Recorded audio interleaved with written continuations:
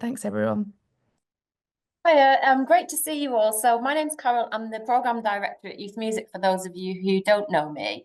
And we're really delighted to have Matt and Julia here today with us. We at Youth Music did a little bit of work with them last year, so they invited us over to Belgium to engage with a couple of the programmes that they were delivering there. So there was one which was kind of an international competition for artists and musicians, young artists and musicians across all genres, and we got to see the grand finale, which was a great evening. Oh, and I see that Tiff has joined us, who also was on the trip, and Tiffany Holland works for one of our funded partners in the East Midlands, and maybe can introduce herself at some point as well. And then there was another program as well called Play It Loud, which is one of their sort of gender equality programs where we got to meet kind of young leaders who were all doing sort of fantastic work in their sort of home countries. And we just had a lovely experience. It was really sort of enlightening. It was really welcoming. You know, it was really interesting learning about the practice that's kind of happening in different countries and the different kind of situations that people are involved with.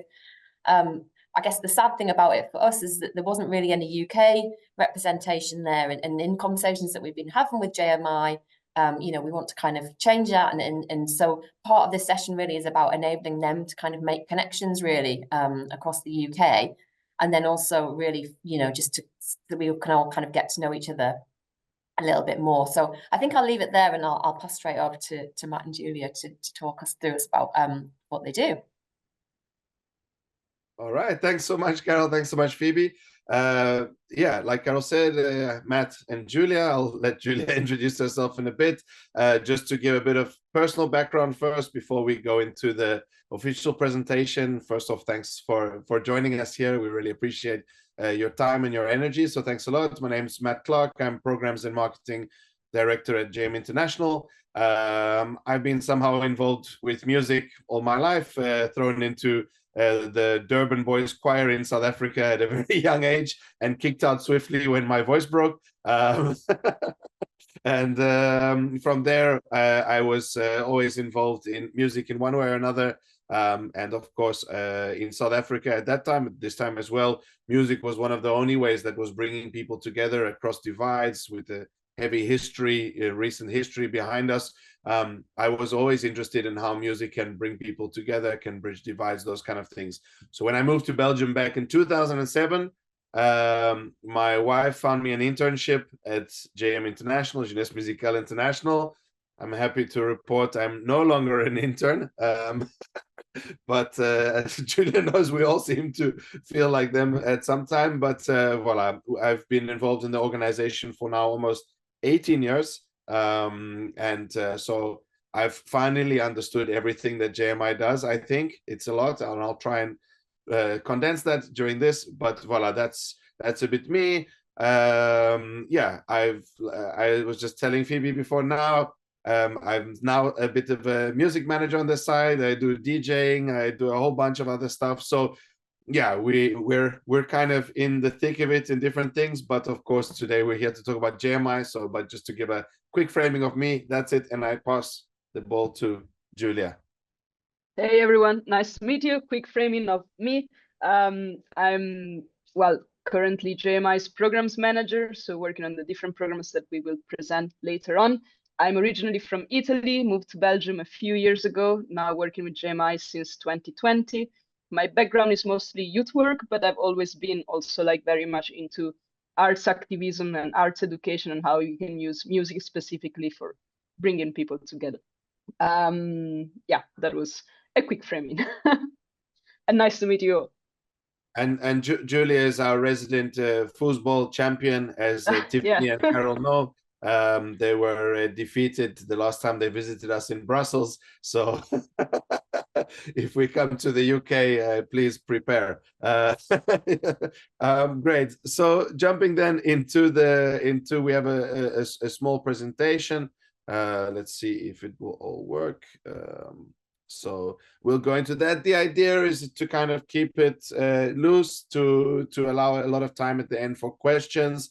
So we'll try and keep the presentation condensed, but giving you a framing of the organization and the work that we do. Voila. So can everyone see my screen? And then we'll try and keep like kind of half an hour for questions, more or less, something like that. It's okay. I get a thumbs up from Phoebe. Great. Voila. So Jeunesse Musicale International, we aim to make a difference through music. Who are we? We're the world's biggest youth music nonprofit, working to empower and connect young people through music. The organization was actually began during the Nazi occupation in Belgium during the 1940s. As a way to bring young people together through music in a time when young people were not even allowed to publicly assemble, when concerts and things like this were very difficult to organize. Throughout the occupation, the founders of our organization were organizing concerts and activities for young people to bring them together in this difficult time. In 1945, the international organization was founded after the end of the Second World War, and since then kind of saying, okay, you know, that was a bad idea. Music, it's a good idea, and we need to use music as a way to bring people together, to connect young people across all boundaries. So that's a bit our mission, to enable young people and children to develop through music across all boundaries. That's very wide, and that's very much what we do.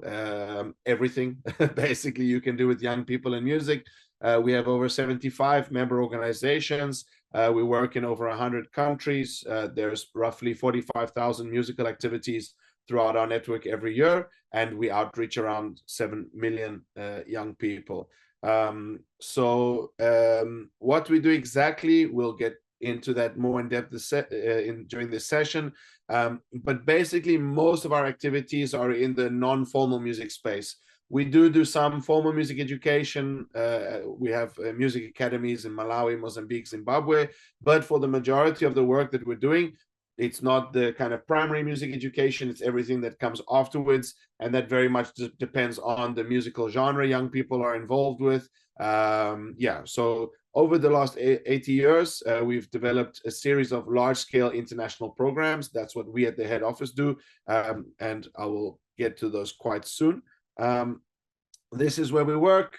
We can send the slides afterwards, and you can see where we are and where we're working, where we're not. But voila, we have quite a big international outreach. Then in terms of membership types, how we work, we're a membership organization, so we're very much bottom up. So we have two kinds of membership.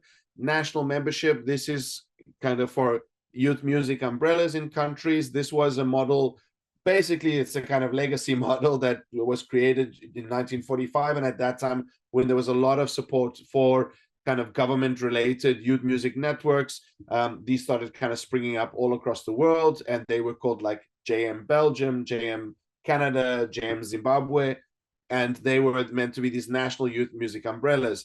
As Money for Culture steadily declined over the years, we saw more smaller organizations popping up, wanting to associate to what we're doing. Some of them weren't that small, some of them were quite big. And then the organization created associate membership. So this is now our primary form of membership, in fact.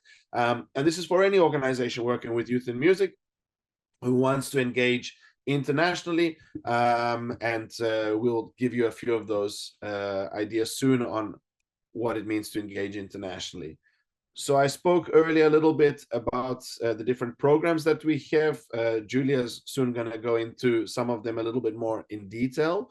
But here you have an overview. Ethno, it's a peer-to-peer folk music program for young musicians now active in 40 countries. Encore, it's a classical music program that's looking at new ways in classical music, a lot of trainings, development workshops. We have a Euro Youth Music Center. Fair Play, it's a program that we do with Transparency International, working around anti-corruption. Imagine is where Carol and co joined us last year, and this is an international all-styles kind of battle of the bands for all across all genres. We have an international jazz orchestra, international world orchestra, symphonic orchestra. We work with the International Labor Organization on music against child labor. Music Crossroads is music academies in Malawi, Mozambique, Zimbabwe, and a host of activities around those activities. Play It Loud. It's a new initiative looking at correcting the balance or the unbalance, let's say, across all the different, we say idea now, inclusion, diversity, equity, and accessibility needs within the sector. We have a World Youth Choir, and we do a big young audiences program, which is basically bringing high quality live music productions to kids, mainly in schools, but could also be in cultural venues. And we do most of the live music in schools across Europe. So this is all very fast. Julia will go into it in detail. And then, of course, feel free, we can go back in the questions and you can double click on any of these subjects that you'd like to. Just like I said, in terms of the kind of boring stuff, but it's sometimes interesting and sometimes people like org charts. So for all the org chart nerds, this is a bit how we work. So like we said, we're a bottom-up organization. So the General Assembly that you see at the top, this is the highest decision-making body within our organization. And this is made up of representatives of all of our members. So every year, kind of standard thing, UN model, we have a General Assembly where all of our members come, everyone has a say in the organization, and the organization develops based on the needs of the members.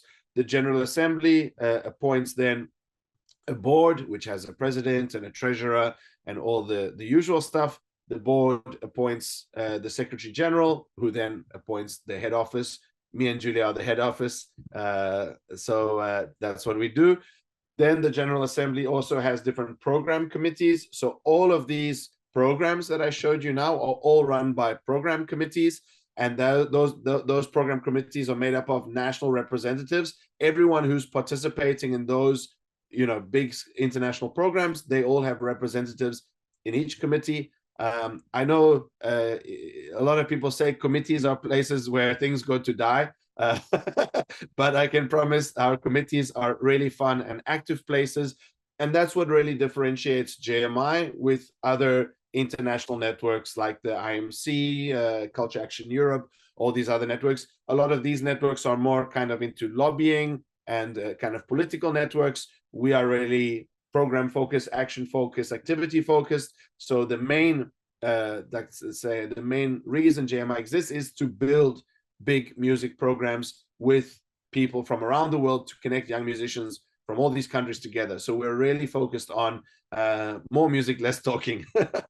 So I apologize for carrying on talking after this and not giving you some musical vibes. But anyway, so then, of course, there's all these different things that then happen under this structure. We have a lot of external partnerships. We have the JMI programs. We do networking, communications, fundraising, and then that has all that kind of impact and outreach below there. These are just some things that people say when they come to our events, if we do them properly. So voila, I won't. We can go back at that. I pressed spacebar too soon, but that's great. I will now pass the ball back to Julia to take you through a little bit more detail for some of the programs that we do, in case any of you may be interested in joining us and starting one of these programs in your own country. Just to frame that as well, how our programs work, it's basically, the kind of most reductive way of explaining it is that they are social franchises. So once you join JMI, then you can do any of these programs in your country, and you get the logos and the work packages, and you will teach you how to do it, and you join the committee and you go traveling into fun places and hang out with cool people. But that's basically how it works. So Julia, over to you. Okay, thank you, Matt. So now I will sort of guide you through some of our programs, not all of them, because that would take probably more than the half an hour that we set for the presentation. So we'll just give you some examples of what are maybe the most representative programs at the moment within the JMI world. The first one is Ethno. Ethno is our program dedicated to traditional and folk music and world music.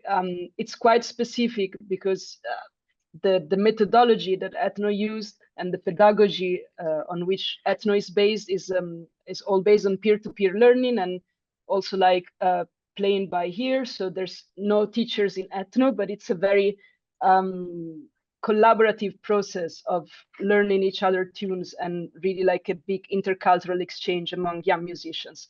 At the moment, we run, I think it's around 48, well, we run more than 48, but like music camps around ethno in 48 countries and more, and growing. It's also like the program that has been growing the most within the past few years, quite exponentially. And it all started in 1990 in Falun in Sweden. So what happens a lot within JMI programs is that like we champion and we sort of like present to the network initiatives or activities that are happening maybe in one country or within one member organization.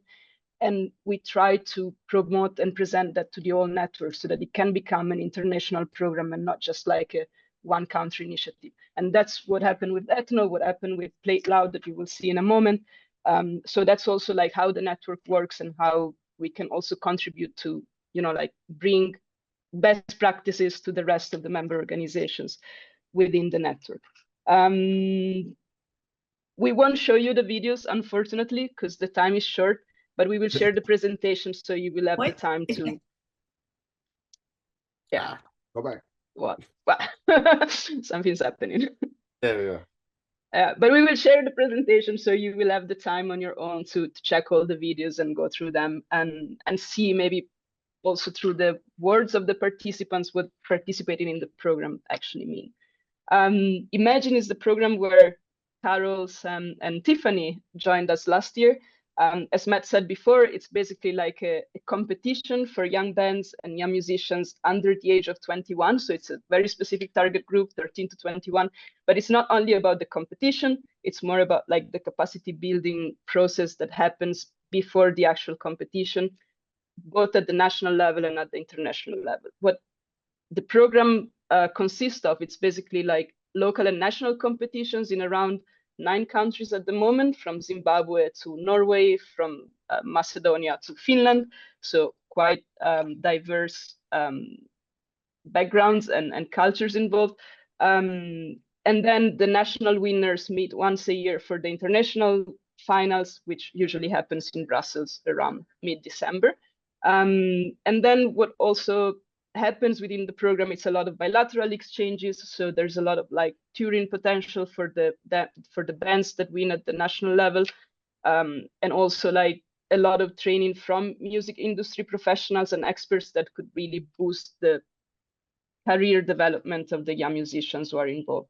And again, it's a very young target group, 13 to 21. So it's really giving them a chance to see what does it mean to be a professional musician? What does it mean to really be like involved in music as a professional career? And it all began in France in 1984. Yeah, I think that's it for Imagine. Play It Loud. Play It Loud is a rather new initiative. It started in 2020, starting from an internal survey within the network to understand what were the inclusion, diversity, accessibility, and equity issues and needs within the member organizations, but within the youth and music sector at large as well. It's now 4 years that the program has been running and developing, and it also translated into a, let's say, more stable idea committee within the JMI structure. And the program per se also was sort of like championing an initiative from JM Norway, so our member organization in Norway, that was like music camps for young women and young people identifying as trans and non-binary. And the program itself developed a specific pedagogy to work on inclusion and diversity within the youth music sector. So we kind of worked on that, developed it through international workshops and different mobilities, bringing together young musicians from around 10 different countries. And we developed a handbook that could be used by any youth and music organization to make their programs, activities, and projects more accessible. The handbook is available on www.playloud.live. And the program is still running. Now we're having more exchanges and meeting among musicians, among cultural organizers and music organizers. And also we're in a phase of like mapping and researching again, like needs and data within our network and beyond. Yeah. Next. YUM which was the last program that Matt mentioned before in the quick overview. YAM stands for Young Audience Music, and it's our program dedicated to bringing live quality music production to young people and children. That goes from 0 to basically 18 years old. It could be, as Matt said, in schools, in cultural venues, in music venues, and so on. And the idea is really to create a space to share best practices, to connect musicians, artists, bookers, producers, teachers, and anyone who's involved in young audience music productions, to again meet and create this kind of ecosystem around YAM that could really support and enhance the quality of live music productions for children and young people. What we do specifically as JMI is to organize this annual international conference, which we just came back from in this year, was in Buda, the north of Norway.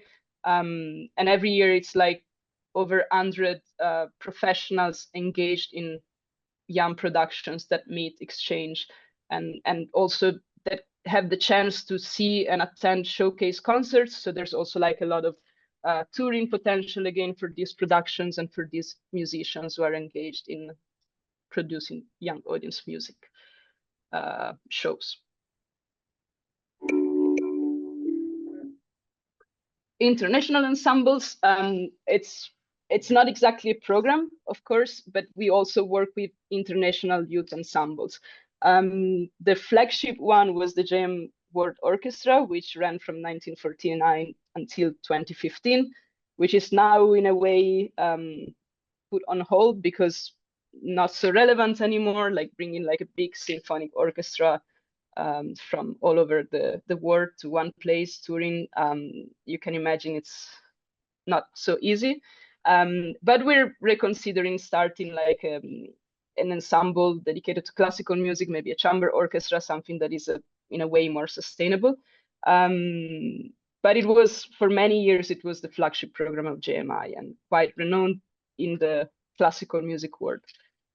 What we're still running is the World Youth Choir, which started in 1989. It brings together choir singers from literally all over the world. We just ran like a very successful session in Germany in collaboration with the Youth Symphonic Orchestra in Berlin.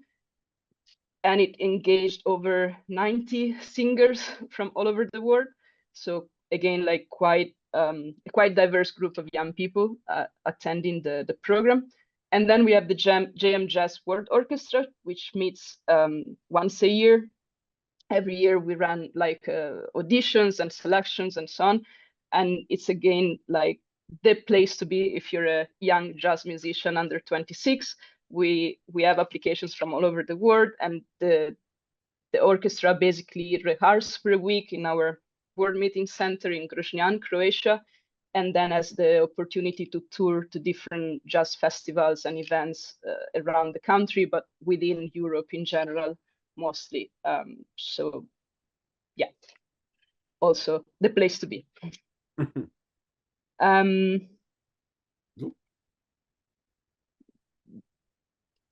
Matt, do you want to talk about Moonbazar? Because it's your baby. So we always, you know, wherever we go in the world, we meet young people who maybe know what to do, maybe don't, and then they say, "Oh, we wish we knew about all these great things that were happening everywhere." And then we're like, "Yeah, we wish you would apply because we've been promoting it like hell on social media and all these platforms, and nobody, you know, of course, Facebook and all the algorithms are not favoring us." So we thought, okay, how can we provide a way to connect young people, young musicians with musical opportunities? And we basically created a whole platform to do this called Moonbazar. It's an applications platform. It's an opportunity management platform where anyone can sign up. If you're a music organizer or music professional, you can sign up. You can put your activities there. It's kind of Google Forms on steroids and customized for the music industry. And then it allows you to run auditions, a whole bunch of things. Yeah, it's really a cool tool. So if anyone's organizing music activities for young people, as I'm sure you all are, please feel free to check it out. you can request to upgrade to become an organizer, and we can approve you, and then you can have a look around and put your opportunities there. Of course, you can use it then locally, but then it creates this kind of global database of youth music activities. So yeah, it's something that we've been mainly doing within our network at the moment, and I think we've worked on it now for the last 4 or 5 years. We have a full-time development team working on the platform, so the idea is that it's going to grow a lot. There are analytics tools to help you understand where people are applying from, their breakdowns, a whole bunch of stuff. So yeah, it's a really big project, and voila, we hope it can be a useful tool to anyone working with young people in music. So happy to chat about that later with those people who want more information about Mubazzar. Then I'll maybe just continue over from Julia, just in terms of what does it mean to become a JMI member. So at the basis, of course, there has to be a desire to work internationally, to collaborate internationally, because yeah, the network, we have more than 75 countries worldwide engaging, participating. And at the base, what does engaging and participating means? It means attending a few international meetings. So the big one we do every year, as I mentioned, it's our General Assembly. And this is the kind of political meeting where you would meet all the heads of all the other organizations, the directors, the presidents, the the people who are in charge basically of their organizations. And this is really great for networking, for building projects. Not only in JMI can you engage in the international programs that we run, but there's a lot of bilateral exchange happening between our members. So if you say, oh, we'd be really keen to meet other, let's say choir competition people from across from Scandinavia, then you'd come, you'd speak, you could network. And even if they weren't those people, they probably know the right people to put you in touch with. So a lot of we all work in music. We know so much is about human relationships and building those, building your network, building your contacts. So it's a really great space for doing this. The second big international meeting that we have for our network every year, we call it the JMI Joint Committees meeting. Sounds pretty formal, but it's a lot more fun than it sounds. And that is the coming together of all of our committees. So all those kind of program managers who are running Imagine, Ethno, YAM, etc. From all the committees, they all come together. We normally meet for 3 to 4 days in a nice place. And this meeting, it's generally covered completely by JMI as well. So it's kind of free to attend for our members. And then, we organize committee meetings, but then we also organize joint meetings so that there can be cross-pollination from the different committees, people bringing in new ideas, sharing ideas. And as Julia mentioned, often all of our big international programs start with a great idea that's happening in a very small place. And just, good ideas generally find their way to the top. So what we try and do then as a head office, once one of our members has a good idea and says, we'd love to see this happening in more countries, we say, great, are there other countries who want to get on board? We facilitate that, and then we start looking for funding. We do branding, we do a whole bunch of stuff to support those ideas happening. And as you can see, unfortunately, we seem to be quite successful. It just means more work for us and not necessarily more money, but we do it for the love. So we're happy to have new and great ideas happening. So that's it. Like we said, once you're a member, you can see that for the JMI Global, we of course offer bursaries, things like that for organizations that have difficulty to attend. We're quite a network based on solidarity, on helping each other. So it's, for us, there is of course a membership fee that you pay for associate membership.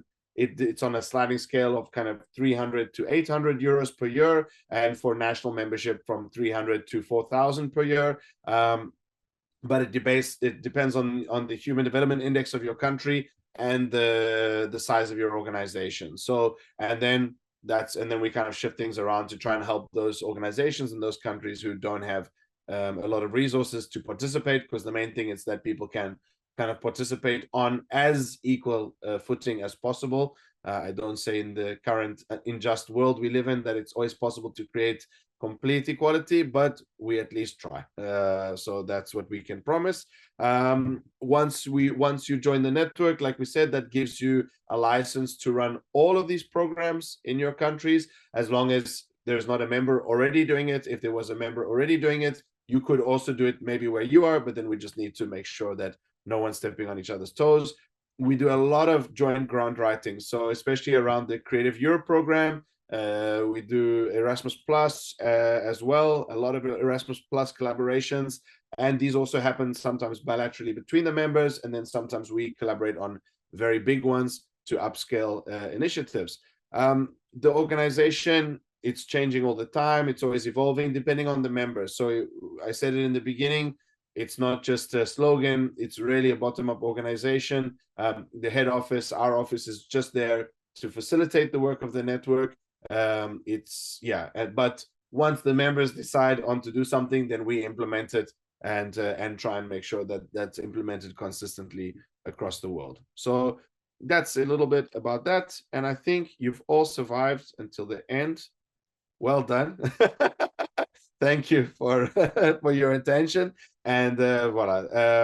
If you want to mail me or Julia, you just replace the mail part of the email there with Matt, M-A-T-T, or Julia, G-I-U-L-I-A @jmi.net. And yeah, feel free as well after this to ping us there. So voila, you've survived.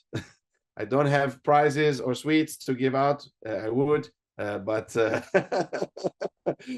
voila. Now I think it would be nice, maybe just to, yeah, maybe you need just the time to recover from everything. But once you feel the strength and questions coming back, yeah, please feel free to introduce yourself. We would also, of course, love to know what you're all doing as well. And then, yeah, any questions, or even if you just want to introduce yourself and say what you do, that's also completely cool. So yeah, over to that was amazing. Thank you so much for kind of synthesizing what is a very sort of complex and like massive program that you run.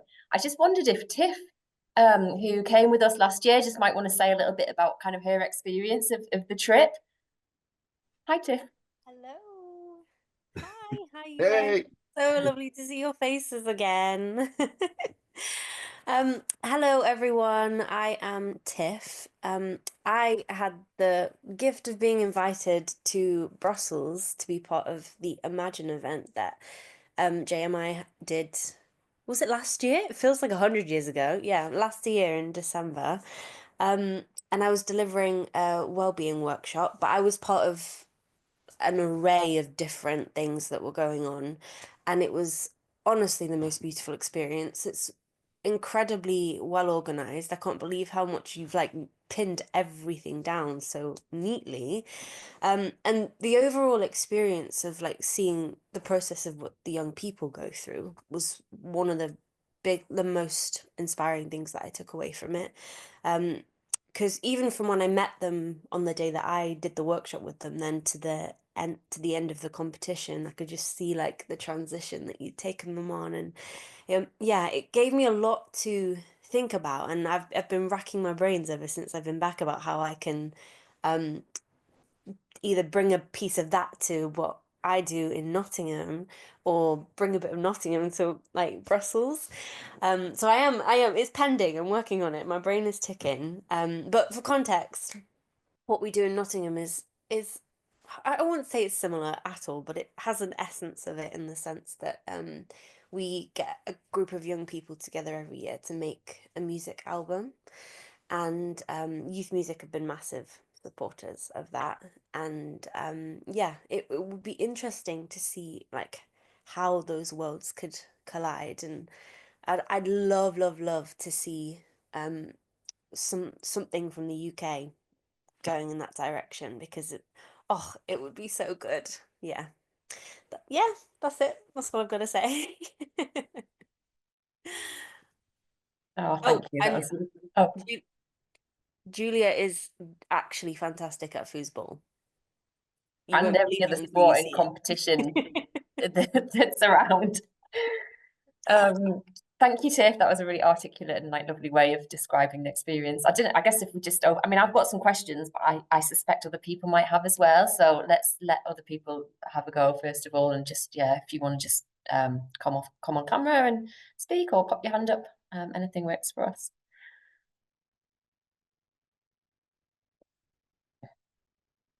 Moss, are you speaking? Just unmute. It's like he's typing something in the chat. Hello. Hi. Yeah, I'm there. Sorry. Apologies. Yeah, good morning, everyone. It's the first time being acquainted to this group and your professional selves. I represent a music and arts group project in Bradford, West Yorkshire. We do a lot of work with urban music and arts with the youth. So wanted to sort of ask yourselves if there was a collaboration which some artists want to do internationally. How would we be able to do that? Because we're working on certain albums and certain singles that some of the youth, which are quite talented, want to sort of present and promote overseas. So do you have like a chain, a line of contacts that we can transfer ideas and music abroad? Sure, I'm happy to jump in there. I think in the international program wise, I mean, of course, urban music, it's very wide, but imagine for us, it's open to all genres. So that's where we have a lot of typically urban or even just more music industry, because those are young people looking to make a living in the music industry. So Imagine, it's our main program for that.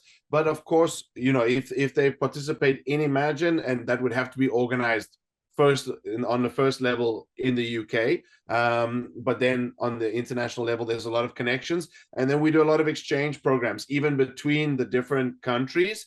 Even if the first prize, it goes to Brussels, but then other young talented people, they go to you say, okay, if in the UK we'll receive somebody from Sweden sends somebody to Zimbabwe sends somebody to Finland. So we've got loads of multilateral exchanges happening all the time, and then just throughout our network, because everyone is involved in the music industry in one way or another, and they have a lot of contacts in their countries. So a lot of the times, if you've got like a young up and coming group that you say, okay, great, we're working with these peeps at the moment.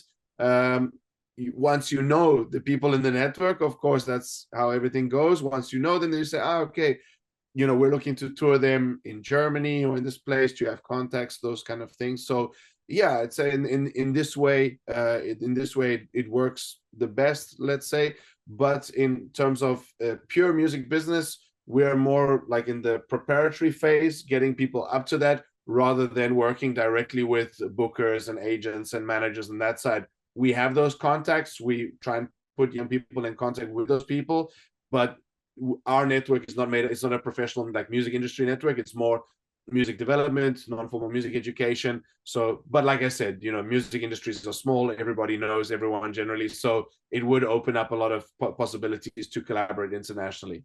Yeah. Brilliant. Do you have contacts in South Asia? We come from a city that's quite multicultural, a lot of Asian community here. They want to sort of collaborate project to project with different countries, but in particular Pakistan and India. Do you have? Because I've seen the list, but the slide went too fast, so I couldn't see if those countries were there. Yeah. No, we have quite, especially with India, we have quite a lot of collaboration. In various different sectors there, and I've also got quite a few contacts there. I'm happy to share. Also with music industry people working on music industry conferences there.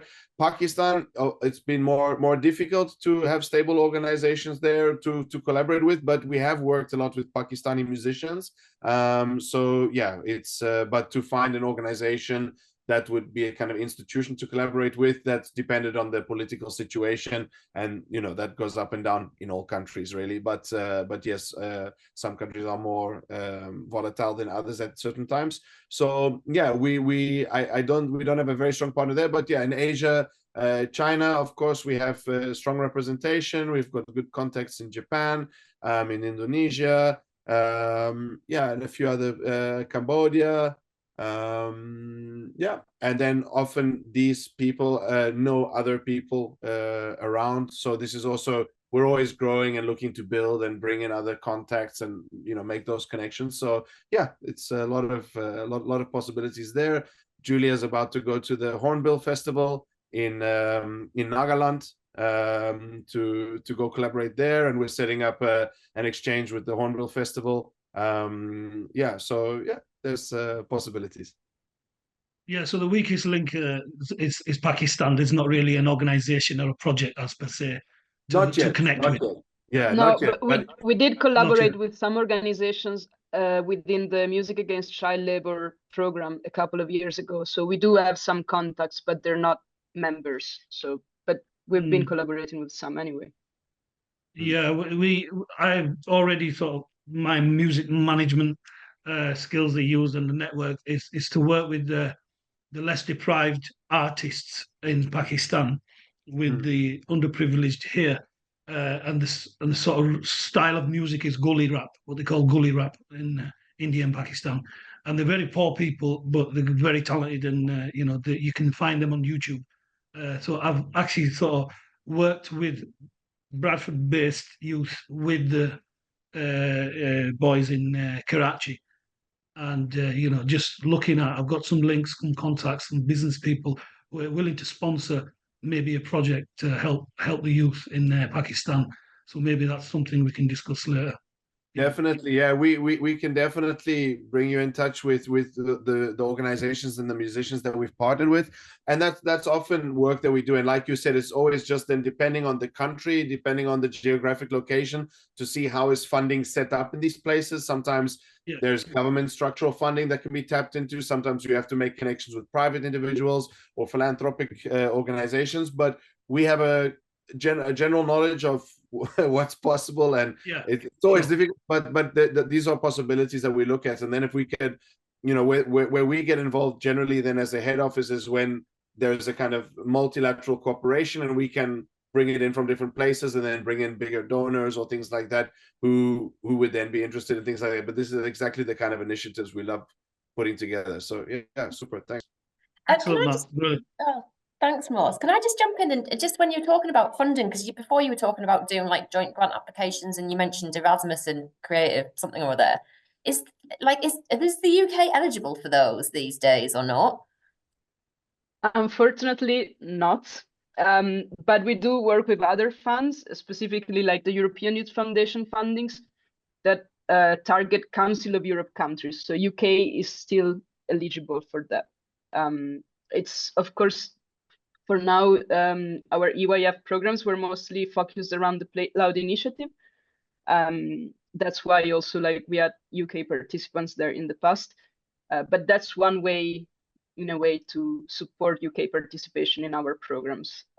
Unfortunately, EU-related programs at the moment don't foresee UK as a partner.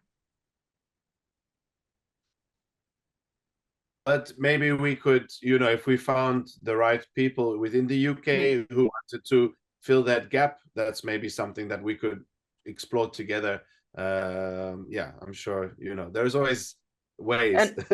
Yeah, and if I can add, because we are also recipient of Creative Europe Network grant, which is like a big multi-annual grant that we receive from the European Union, well, education, arts, I don't remember, audiovisuals and culture agency. But in that one, like, we cannot have UK as a partner, but UK is considered as a third country within the framework of the program. And we can invite people from the UK as well as from any other country outside of the EU as participants, basically, of our events. So it's not, partnerships are not possible, but there are ways to support participation. Great. And yeah, we were just talking before, weren't we, in terms of like British Council money that might be available for this kind of stuff as well. And just, I guess, just sort of a little follow-up question was around, you talk about like the World Youth Choir and the jazz ensemble that you run. So if like an individual young person like wanted to be a part of that, A, where do they find out about it? And B, like, do they have to kind of fund their participation themselves, or is there money available for that kind of thing? Should I go, Julia? Okay, yeah. We'll try go 1-1. So yes, that's why we built Mubazar, because now they're all we put all of the calls on there. So there's an annual call for the big international ensembles. Of course, they can also subscribe to the newsletters. If they go to the websites of the specific programs and sign up for the newsletters, then they'll be notified when to apply. Generally, for those ensembles, they pay for their flights and we cover everything nationally. So once they're selected, as long as they get to wherever the session is happening, all the session costs, accommodation, food, per diem, all these kind of things are then covered by the project itself. Yeah. And just for a lot of our bilateral exchanges between our members, normally how it works is that the sending country pays for the travel and the receiving country pays for all the country related costs. So they would cover, hotel accommodation, they would organize the gigs, technical, all of those kind of things. So that's generally how people find ways to collaborate internationally, within the network.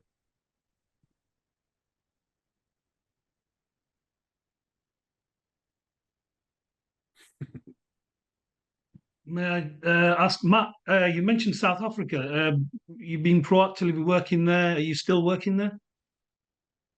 Yes, I mean, it's it's a long story, and I get blamed for everything South African related, being from Durban in South Africa. But we just to give a little bit of bedroom talk, we had a member in South Africa who we worked with quite a lot. I won't say who they were, but we organized a tour of our JM Jazz World Orchestra there. And the day before the tour, or 2 days before the tour, all the musicians just got a letter like tour's canceled, and the organizers ghosted them for 2 months. So then I got blamed by the network for that. So there was then a bit of a reluctancy to work, but we have been collaborating more and more with. We don't have a member organization there yet. But we do collaborate with Bridges for Music in Cape Town. It's a great initiative happening there.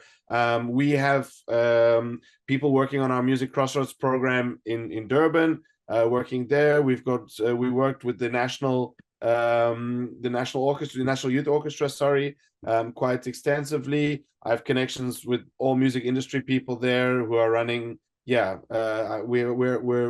quite connected. Unfortunately, there's not a lot of government support for arts and culture and to facilitate participation of young South African musicians abroad.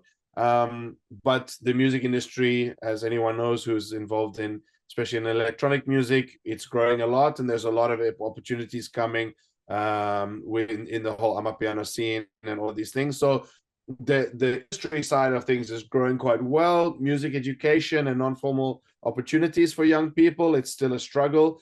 There's a lot of great smaller initiatives that we found, but a lot of them are just struggling to survive. So then kind of international collaboration, it's sometimes just too far from what they're able to consider. But it would be great, that's always what we look for. How can we connect people inside the country? How can we then maybe build up a platform that then allows them to identify, okay, these musicians would be great for Ethno, these musicians would be great for the World Youth Choir, these ones could do Imagine. So how could we then, put a few smaller organizations together, maybe into a national member organization, or to build a kind of associate umbrella that facilitated participation. So yeah, this is a little bit the South African story within JMI at the moment, but we've had musicians coming into Ethno recently, a lot of South African singers in the World Youth Choir. Yes, and we've done several tours of the World Youth Choir as well in South Africa. So always good collaboration, but the one member organization, we don't have them just yet. So always happy to be put in touch with more organizations doing good work on the ground. Brilliant. Why I mentioned that, it's close to my heart. In South Africa, 10, 12 years ago, I used to work out there as a promoter, and I worked with a joint venture agreement with the Ministry of Sound. And we did quite a lot of good work there. The Cape Town, we were at Club Trinity. We was in Club Jet, part of the Coca-Cola Dome in Johannesburg, and in Durban was our home, Umhlanga. So yeah, I've still got some contacts there. I've still got people communicating with us. Maybe we can maybe share the network. That'd be yes. Wonderful. Yeah, I think Bridges for Music, it's a really relevant organization there as well for you. I can put you in touch with them because they're working with training up young people, especially from disadvantaged areas, in producing, electronic music making, DJing, all of that. And they also have a big network, so maybe we could combine things there. But South Africa, yeah, I'm a piano and a com DJ, so I love all of Excellent. that. Yeah, especially the EDM. It's so big out there. It's good. unbelievably such a big fan base. Definitely. Super. Thanks. Sorry, guys, went off a bit. No, that's great. Thanks. That's always good to take details. Sure. Thank you. Anyone else? Questions, concerns, thoughts? Maybe just want to say how you're feeling. It's all good. I'll come in again. JMI membership, if as a small organization that I represent in Bradford, West Yorkshire, we wanted to become a member, work on this international scale, whether it be Pakistan, South Africa, or wherever. What sort of brackets are we looking at financially? Yeah, like I said, normally associate membership, it's between 300 and 800 euros per year. And yeah, if you're a smaller organization, it would probably be between 300 and 500, and if you're a bigger organization, between 500 and 800. Like I said, HDMI wise, England's in the top tier. But of course, then you also look at the budget size of the organization, the amount of activities you're running, and then it would slide you then along that. So that's why I said England puts you kind of in the middle, and then then you'd be up or down, but never more than 800 per year. And for us, the membership fee, it's not actually how we survive, because we give, like I said, we cover a lot of these meetings. Once you participate, it's more a level of commitment to say, cool, we're serious about this. We're at a point where this is not a barrier for collaboration, because if that's a barrier for you, then bigger international collaboration will also be a barrier. So it's a kind of, let's say, filtering, just to say, you've got some skin in the game, we'll give that skin back to you gladly. But yeah, if you're just signing up for membership and not participating in the organization, you won't benefit, we won't benefit. It's and like was said, it's not our business model. Let's say it's just about having that kind of connection and a bit of level of commitment. So yeah, I'd say probably around $500 per year. Thank you.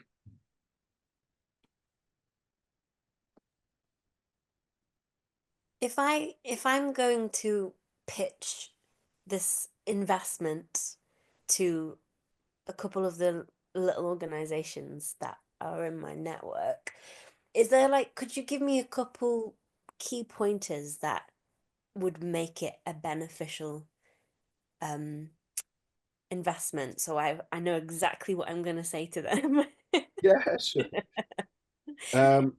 Julia, you want to? I promise to go one once, but if you want me to... I know you have it ready. All right. So I think in terms of it's important that they understand the international programs that we run, because that's mainly why people join JMI, because then you're concretely saying, we'd like to start Imagine in our city, in our country, whatever, or Ethno or Fairplay or whatever. So a lot of people, once they understand those programs, to say, great, okay, I do that, I join. Another reason is to build your international network. Like we've seen here, people are interested in doing projects in different countries and building their contacts. That is enough reason to join. Come to the meetings. We do a lot of training, capacity building for cultural managers, a lot of networking opportunities. So yeah, if you're looking to work internationally, if you're looking for international participants, for funding opportunities, for joint projects, that's the second clear reason to join. And the third one is that you get to hang with me and Julia and drink beer and play foosball. That's the best one. or smoothies. We also drink smoothies in the morning, so if beer is not your thing, it's also but I'd say yeah, there has to be an interest because there's loads of great music projects happening, you know, everywhere on you know, smaller scales and things like that. That's great, but for us, there would have to be we'd love to either maybe do this in another country, or we'd love to bring musicians from outside in, or we'd like to start a program. I think those are the things that make the most sense generally.